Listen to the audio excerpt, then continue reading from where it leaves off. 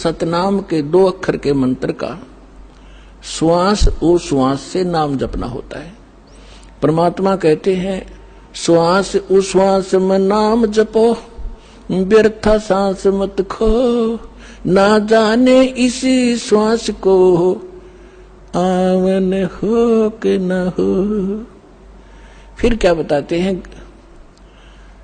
कि ये इतना एक श्वास का एक सतनाम एक भी आपने सुमन कर लिया विधिवत अधिकारी संत से और बिल्कुल सावधानी से, यानी सिमरण जब करते हो सतनाम का, बाहर जो मंत्र छोड़ते हो उसके ऊपर उसकी अंदर से जो उच्चारण होता है श्वास के द्वारा महसूस होता है मैं क्या बोल रहा हूं और बाहर श्वास छोड़ते समय कौन से मंत्र का उच्चारण होता है, उसको अजप्पा जाप कहते हैं।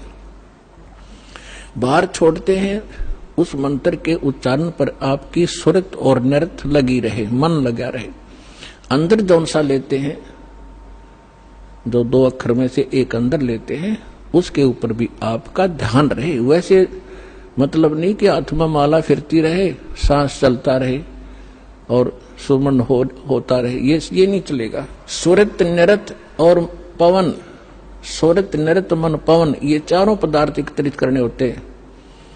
जब श्वास, पवन माने श्वास से सुमन करते हैं तो उसके ऊपर हमारा सुरत और नृत और मन और श्वास चल ही रहा है, ये पवन, इन चारों को एकत्रित रखना है। तो ऐसे एक सिमरण आपका पूरा हो गया। जल्दी नहीं करे इसमें, ये सहज मार्ग है। कई जल्दी के मारे मन फटाफट खींच दे मीटर सुमरण का, प्यार से करे चाहे थोड़े कर ले, उसकी कीमत होगी। और सिमरण करे ध्यान से, बगैर सुरत नृत लगाए कोई सिमरण हो रहा है वो काम असफल नहीं होगा। तो ऐसे किया हुआ सतनाम का एक सिमरण की कितनी कीमत बताई है पुण्यात्माओं। जिस व्यक्ति ने कभी लाल सुना ना हो, हीरा देखा भी नहीं हो, उसकी कीमत का पता ना हो, सुना भी ना हो, और उसको कोई एक पत्थर दिखावे कि ये एक चमकीला पत्थर जो आपको नजर आ रहा है ये करोड़ रुपए का है। अब सामने वाले ने कभी ये देखा नहीं, कभी उसका व्यवहार उससे पड़ा नहीं, तो वो मानने या ना मानने पर उसकी कीमत ज्यों की त्यों है। इसी प्रकार इस सिमरण की जो दास आपको दे रहा है ये हीरे हैं। अब देखो लाल की कीमत, ये सिमरण आप थोड़ा बहुत भी करते रहोगे तो बहुत लाभ आपको मिलेगा। और अन्य साधना कौड़ी है, कौड़ियां गीचे मालगाड़ी भर ले तो भी एक लाल के बराबर नहीं हो सकती। तो ऐसे यथार्थ साधना और शास्त्र विरुद्ध साधना और शास्त्रानुकूल साधना में भिन्नता बताई गई है। सतगुरु की संगत नहीं, ना साहेब का जाप, कह गरीब कैसे बचे उनके तीनों तापे। सतगुरु की संगत नहीं, पूर्ण संत की संगत नहीं, और ना साहेब का जाप। पूर्ण संत की संगत से ही संत परमात्मा का जाप मिलेगा।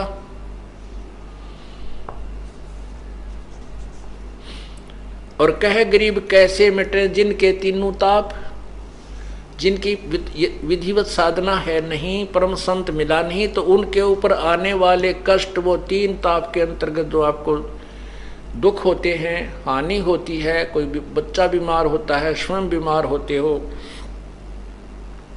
या कोई जंतर मंत्र कर देता है, वो आपके कैसे बचेंगे। सतगुरु की संगत नहीं और ना साहेब का जाप। जाप माने यथार्थ भक्ति, वो सांस का सिमरन।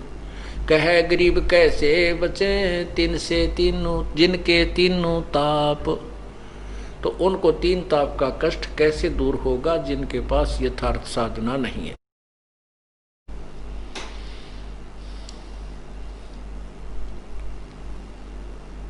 साकट नगरी ना बसो हाना लग सी हंसे, प्रगट कै समझाऊं हूं चंदन के डिगबन से।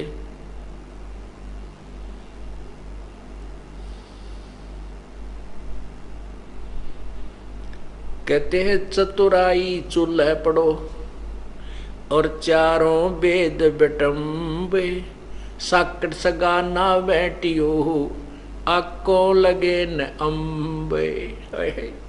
क्या बताते हैं कि हमने जो घिसा पिटा ज्ञान समझ रखा था, सुन रखा था, और उसमें चतुर बने बैठे थे, अन्य शिष्य भी बना रखे थे बहुत ज्यादा।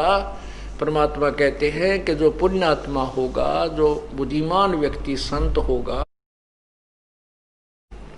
और भक्त होगा, वो उस चतुरता को नहीं ध्यान में रखता जो स्वयं चतुर बन करके दुनिया को गुमराह कर रहा था। और सच्चा मार्ग जब मिल जाता है तो क्या कहते हैं, चतुराई चूल्हे पढ़ो ये चारों वेद बिटम्बे। चारों वेदों में भी पूर्ण ज्ञान नहीं है, इनकम्प्लीट नॉलेज है। और जब चारों वेदों के इंक्लूड और आगे की जो वेदों में लिखा है कि हम पूर्ण ज्ञान नहीं जानते, कोई संत बताएगा, वो संत मिल जाता है और फिर भी नखरे करता है, फिर भी अपनी चतुराई दिखाना चाहता है। कहते बुद्धिमान व्यक्ति वहां क्या विचार करे कि चतुराई चूल्हा पढ़ो और ये चारों वेद बिटम्ब। साकट सगा ना भेंटियो आंबो लगे आंकों लगे न अम्ब। पुण्यात्माओं, परमात्मा की एक एक वाणी पर हम गहराई से विचार करेंगे तब इस खेल में सफल होंगे। हम तभी इस भगवान के गेम में, भगवान प्राप्ति के इस मार्ग में सफल होंगे।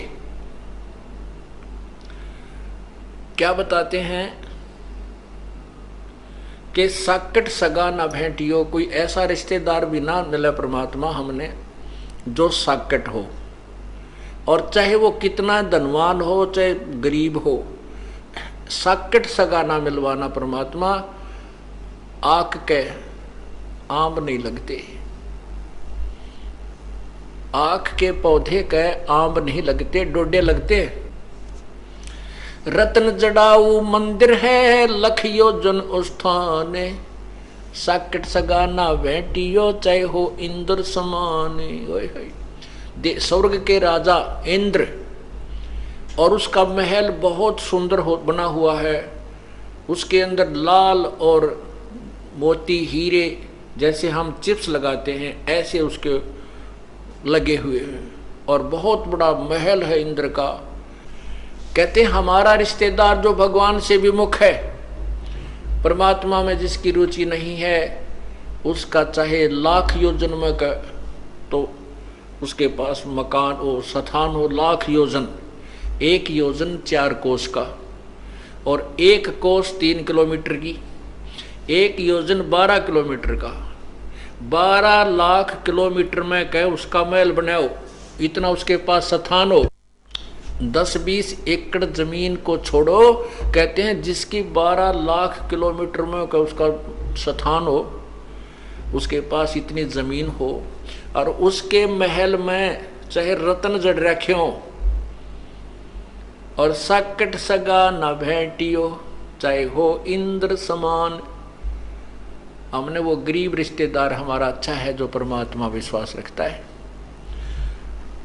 क्योंकि हम यदि किसी पैसे वाले या किसी अच्छी पोस्ट वाले रिश्तेदार से हमारा संपर्क हो जाता है तो फिर ये कुदरती बात है, उसके प्रभाव से वो रिश्तेदार प्रभावित रहता है। उधर से फिर जो जाने वाले, हमारी लड़की, मान लिया हमने लड़की ब्याह दी ऐसे साकट का, तो बच्चे का जीवन बर्बाद कर दिया, उस दन्ने के फूकेंगे, जब लड़की पार ना हुई तो अब फिर अगले जन्म में ना जाने किस पशुचूनी में जाएगी बेचारी। 2 रोटी दाता ने देनी है, 2 रोटी बालक ने खानी है, 1 चारपाई पर सोना है, बस बाकी तो कितना स्थान हो यूजलेस है। इन बातों को हमने ध्यान में रखना है, तभी हम इस मार्ग में सफल होंगे। और उस बड़े घर की लड़की मारे गरीब का आगी वहां टेकन देना, ना भक्ति करे ना करण दे, ना वह गेल चले, ना भक्ति को सुहाव उसने, क्योंकि उसके पाप इतने कर्म बिगड़ जाते हैं। उसमें अभिमान अपने बाप का, उस पूर्ण धन का होता है। तो परमात्मा कहते हैं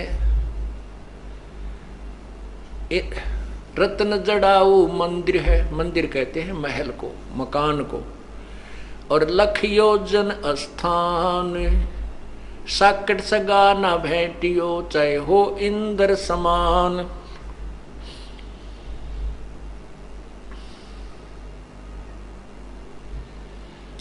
साकट चारों वेद हैं, साकट द्वादश पंथे, और साकट पंडित पीरे हैं, ये ही जम के दंते। साकट चारों वेद हैं, क्योंकि जिनमें कंप्लीट नॉलेज नहीं है वो भ्रमित कर रहे हैं, तो वो हमारे जीवन से के लिए सफल नहीं है। और ये चारों वेदों में भी केवल ब्रह्म तक की जानकारी है, बाकी ज्ञान प्रभु का जरूर दिया है, लेकिन उसके पाने की विधि नहीं है। इसलिए चाहे हम वेदों अनुसार कितनी साधना कर लें और ब्रह्मलोक में पहुंच जाएं, तो भी वहां अपने पुण्य को समाप्त करके 84 लाख योनियों में आएंगे।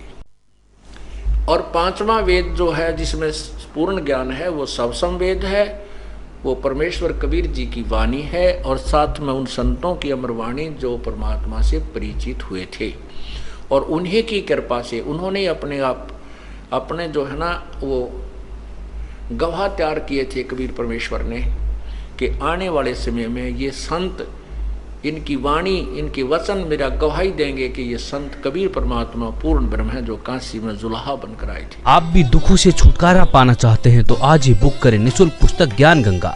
ज्ञान गंगा पुस्तक निःशुल्क मंगवाने के लिए अपना पूरा पता पिन कोड के साथ हमें लिखकर भेजें। हमारा व्हाट्सएप नंबर है 9992600893।